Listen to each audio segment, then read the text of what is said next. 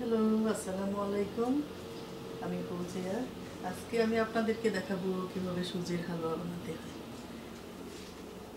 এইখানে সুজির হালুয়া তৈরির সব উপকরণ আমি রেখেছি। এটাতে আছে 2 কাপ সুজি,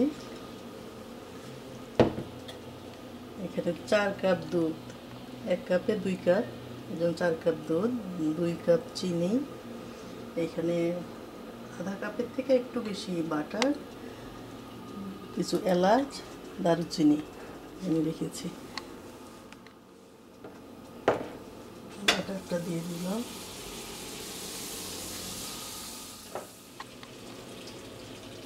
আমি বাটারের মধ্যে এলাচ এবং দারুচিনিগুলো দিয়ে দিলাম।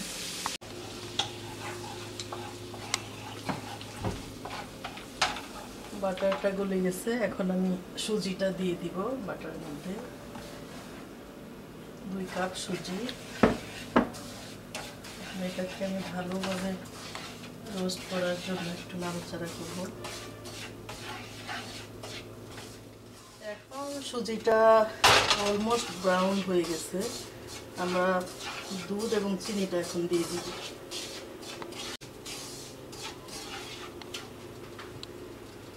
এখন সুজির মধ্যে আমি 4 কাপ দুধ ঢেলে দিচ্ছি।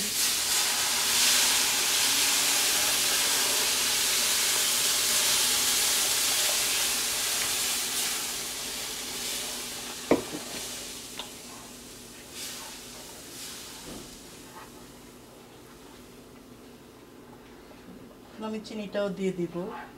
কেউ যদি কম মিষ্টি খেতে চায় তাহলে চিনিটা কমও দেওয়া যায়, আবার কেউ বেশি খেলে এটা পরিমাণ মতো টেস্ট করে চিনি যদি লাগে পরেও দেওয়া যাবে, আর কেউ যদি কম খেতে চায় তাইলে এর থেকে আরও কমও দেওয়া যায়। এখন অলমোস্ট 5 মিনিট হয়ে গেছে এবং আমাদের সুজিটাও সিদ্ধ হয়ে গেছে। এখন বেকিং ট্রেতে ঢেলে ওটা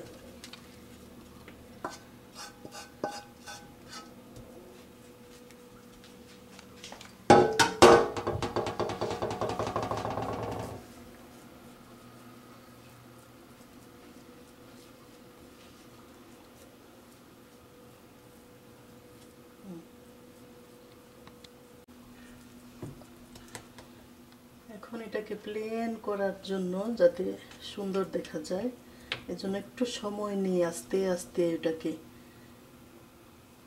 প্লেন করব। তারপরে ডায়মন্ড শেপ করে আস্তে আস্তে কাটবো ঠান্ডা হওয়ার পরে।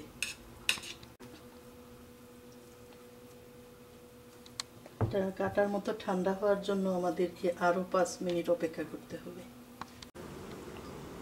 এখন আমাদের সুজির হালুয়াটা খাবারের জন্য তৈরি। এখানে আমি জাস্ট ডেকোরেশনের জন্য কিশমিশগুলো দিয়েছি, এটা টেস্টের কোনো পরিবর্তন করে না, জাস্ট সুন্দরের জন্য। খুদা হাফেজ।